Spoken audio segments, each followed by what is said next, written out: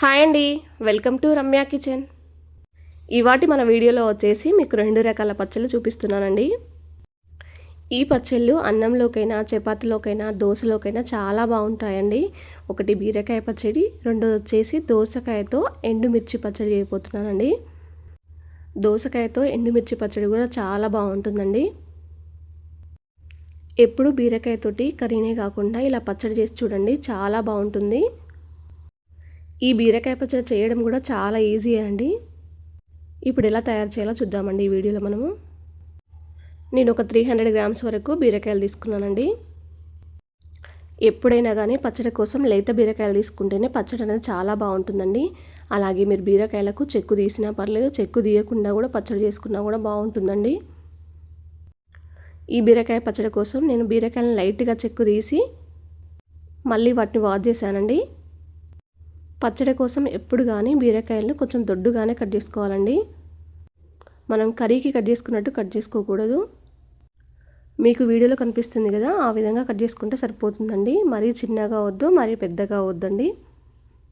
ఈ ముక్కలన్నీ ఒక బౌల్లోకి తీసుకొని ఒక నిమ్మకాయ చింతపండు తీసుకొని 2 సార్లు వాష్ చేసిన తర్వాత కొద్దిగా వాటర్ పోసేసి పక్కన పెట్టేసేయండి.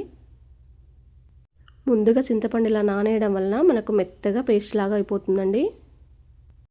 ఇప్పుడు ఒక వెడల్పాటి కడాయి తీసుకొని ఒక 1 టేబుల్ స్పూన్ వరకు ఆయిల్ వేసుకోండి, సరిపోతుందండి. దీంట్లోకి 2 టేబుల్ స్పూన్ల పల్లీలు వేసుకోండి. 2 టేబుల్ స్పూన్ల శనగపప్పు కూడా వేసుకోండి. పల్లీలు శనగపప్పు పచ్చివాసన పోయేంత వరకు కూడా వేయించండి.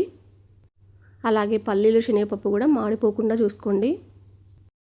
ఇప్పుడు దీంట్లోనే ఒక 7-8 వరకు పచ్చిమిర్చి అలా కట్ చేసుకొని వేసుకోండి. పైకి చిట్లకుండా ఉంటుంది మనకు కట్ చేస్తే. అలాగే పచ్చిమిర్చి వేయించేటప్పుడు కూడా గ్యాస్ అనేది సిమ్లో పెట్టేసుకోండి. హైలో పెట్టేసుకుంటే ఈజీగా మాడిపోతుంది మనకు పచ్చిమిర్చి. ఒక పిరికిడి వరకు పుదీనా ఆకులు వేసుకోండి ఈ ఆయిల్లోనే. బీరకాయ పచ్చళ్ళలోకి పుదీనా చాలా బాగుంటుందండి. అలాగే పుదీనా కూడా పచ్చివాసన పోయేంత వరకు కూడా, క్రిస్పీగా అయ్యేంత వరకు కూడా వేయించేసుకోండి. మీకు స్పూన్తో చూపిస్తున్నాను చూడండి, ఆ విధంగా అన్నీ వేగిపోవాలండి. ఇప్పుడు వీటిని ఒక బౌల్లోకి తీసుకొని పూర్తిగా చల్లారే వరకు పక్కన పెట్టేసేయండి. ఇప్పుడు అదే కడాయిలో ఆయిల్ వేయకుండానే బీరకాయ ముక్కలు వేసేసేయండి. మనం ఆల్రెడీ కట్ చేసి పెట్టేసుకున్నాం కదా ముందుగానే బీరకాయ ముక్కలు. అలాగే ఒక 1/2 టీ స్పూన్ వరకు పసుపు వేసుకోండి. ఒక 1/2 టీ స్పూన్ వరకు ఉప్పు వేసుకోండి. బీరకాయ ముక్కలలో మనకు వాటర్ అనేది పైకి రిలీజ్ అవుతుంది కాబట్టి ఎక్కువగా ఆయిల్ వేయొద్దండి. ఇప్పుడు బీరకాయ ముక్కలు అనేది మగ్గే వరకు మూత పెట్టేసేయండి.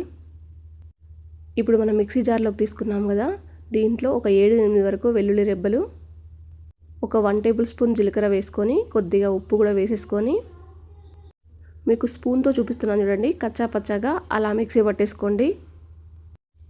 బీరకాయ ముక్కలు ఎప్పుడు కానీ గ్యాస్ అనేది సిమ్లో పెట్టేసుకొని మగ్గించుకోండి. బీరకాయ ముక్కలు కొంచెం మగ్గిన తర్వాత మూత తీసి కొత్తిమీర సగం కట్ట కాడలతో సహా వేసుకోండి. ఈ పచ్చళ్ళలోకి కొత్తిమీర చాలా బాగుంటుందండి. అలాగే ఆయిల్లో ఫ్రై చేయకుండా మనం బీరకాయ ముక్కలతోటి ఫ్రై చేసుకోవాలండి. కొత్తిమీర కాడలు అనేది మధ్య మధ్యలో తగులుతుంటే చాలా బాగుంటుందండి పచ్చళ్ళలోకి అయితే. చూడండి కొత్తిమీర కూడా మగ్గిపోయింది. పూర్తిగా చల్లారిన తర్వాత బీరకాయ ముక్కల్ని కొత్తిమీరను కూడా వేసేయండి మిక్సీ జార్లోకి. అలాగే మనం ముందుగానే నానబెట్టేసుకున్నాం కదా చింతపండు, దాన్ని ఇందులో వేసేయండి. ఇప్పుడు కొంచెం కచ్చా పచ్చాగా మిక్సీ పట్టేసుకోండి. మరీ మిక్సీని గట్టిగా తిప్పకుండా అలా కొంచెం లైట్గా తిప్పితే మనకు పచ్చడి అనేది రోట్లో వేసుకున్నట్టుగా వస్తుందండి. ఇప్పుడు దీన్ని ఒక బౌల్లోకి తీసుకొని పోపు కోసం చిన్న కడాయి పెట్టేసుకోండి. దాంట్లోకి 2 టేబుల్ స్పూన్ల ఆయిల్ వేసుకొని ఆయిల్ అనేది బాగా హీట్ అయిన తర్వాత ఒక 1 టేబుల్ స్పూన్ జీలకర్ర, ఒక 1/2 టీ స్పూన్ వరకు ఆవాలు వేసుకోండి. పచ్చిశనగపప్పు కూడా ఒక 1/2 టీ స్పూన్ వరకు వేసుకోండి, సరిపోతుంది. 2 ఎండుమిర్చి కూడా పోపులోనే చుంచి వేసుకోండి.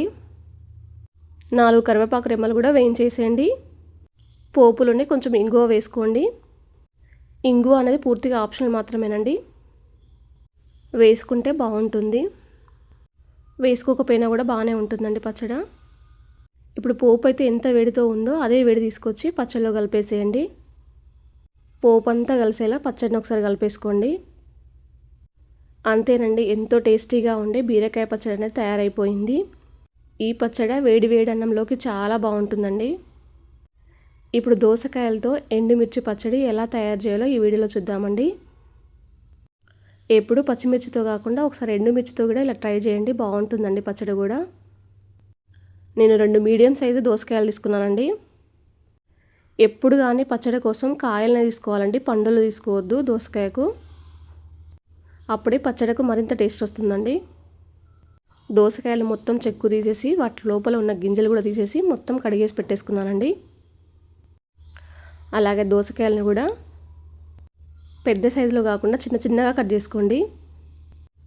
ఈ పచ్చడి కోసం ఎప్పుడు కానీ దోసకాయ ముక్కల్ని చిన్నగానే కట్ చేసుకోవాలండి. ఇలా 2 దోసకాయలను కట్ చేసుకొని పక్కన పెట్టేసుకోండి. ఇప్పుడు ఒక బౌల్ తీసుకొని దాంట్లోకి నిమ్మకాయ సైజంత చింతపండు వేసుకోండి. చింతపండును 2 సార్లు బాగా వాష్ చేసిన తర్వాత మళ్ళీ నీళ్ళేమి పోయకుండా అలానే వదిలేసేయండి. చింతపండు నానుతుందండి, నీళ్ళలో వేసినట్టు కాకుండా. ఇప్పుడు వెడల్పాటి కడాయి తీసుకొని దాంట్లోనే 2 టేబుల్ స్పూన్ల ఆయిల్ వేసుకోండి. ఆయిల్ కొంచెం వేడెక్కిన తర్వాత 2 టేబుల్ స్పూన్ల వరకు పల్లీలు వేసుకోండి. పల్లీలు వేసుకున్న తర్వాత దగ్గరుండి గ్యాస్ అన్న సిమ్లో పెట్టేసుకొని వేయించేసుకోండి. లోపల వరకు వేగుతాయి పల్లీలు మనకు. పల్లీలు పూర్తిగా వేగిన తర్వాత 2 టేబుల్ స్పూన్ల ధనియాలు కూడా వేసుకోండి. ధనియాలు ఆయిల్లో ఫ్రై అయితే ఈ పచ్చళ్ళలోకి చాలా బాగుంటాయండి.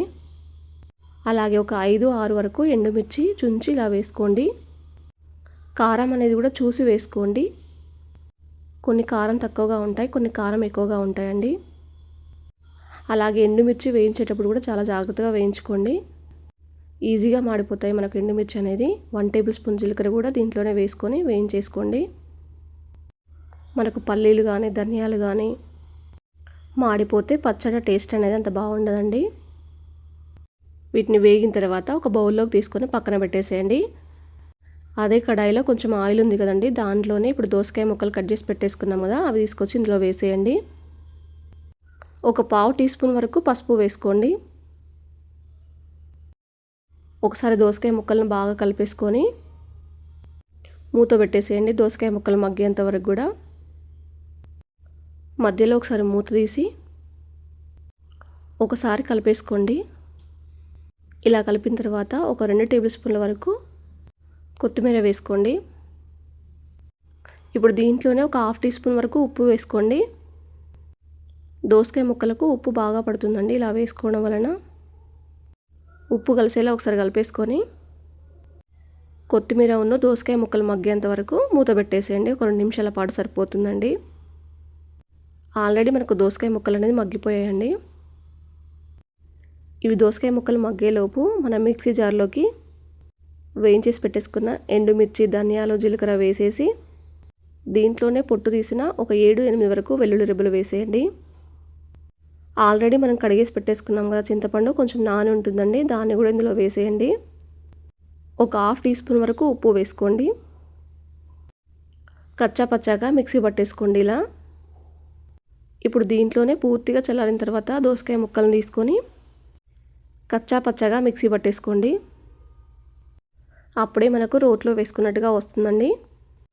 మధ్య మధ్యలో చిన్న చిన్న పలుకుల్లాగా దోసకాయ ముక్కలు తగులుతూ ఉంటాయి. దోసకాయ ముక్కలు వేసిన తర్వాత మరీ గట్టిగా తిప్పుకోకుండా మిక్సీని ఒకసారి అలా తిప్పి వదిలేయండి. మనకు రోట్లో వేసుకున్నట్టుగా వస్తుందండి. దీన్ని ఒక బౌల్లోకి తీసుకొని పచ్చడంతా పోపు కోసం చిన్న కడాయి పెట్టేసుకోండి. దాంట్లోకి 2 టేబుల్ స్పూన్ల వరకు ఆయిల్ వేసుకోండి. ఆయిల్ బాగా హీట్ ఎక్కిన తర్వాత 1 టేబుల్ స్పూన్ జీలకర్ర, 1/2 టీ స్పూన్ వరకు ఆవాలు, ఒక 1 టేబుల్ స్పూన్ వరకు పచ్చిశనగపప్పు వేసుకోండి. 2 ఎండుమిర్చి కూడా చుంచి వేసుకోండి. 4 కరివేపాకు రెమ్మలు కూడా వేసుకోండి పోపులోనే. ఇంగువ కూడా చిటికెడంత వేసుకోండి. ఇంగువ అనేది పూర్తిగా ఆప్షనల్ మాత్రమేనండి. పోపు అయితే ఎంత వేడితో ఉందో అదే వేడి తీసుకొచ్చి ఈ పచ్చళ్ళలో కలిపేసేయండి. ఈ పచ్చడికి పోపు వేసుకోకున్నా కూడా నార్మల్గా తిన్నా కూడా చాలా బాగుంటుందండి ఈ పచ్చడి అనేది. ఎప్పుడు పచ్చిమిర్చితోనే కాకుండా ఇలా ఎండుమిర్చితో కూడా ట్రై చేయండి. దోసకాయ పచ్చడి అనేది చాలా బాగుంటుందండి. ఈ 2 రకాల పచ్చళ్ళు మీకు నచ్చినట్టయితే మీ ఫ్రెండ్స్కి రిలేషన్కి షేర్ చేయండి. ఒకవేళ ఈ పచ్చళ్ళు మీరు తయారు చేసి ఉంటే ఎలా వచ్చిందో నాతో షేర్ చేసుకోవడం మాత్రం మర్చిపోవద్దండి.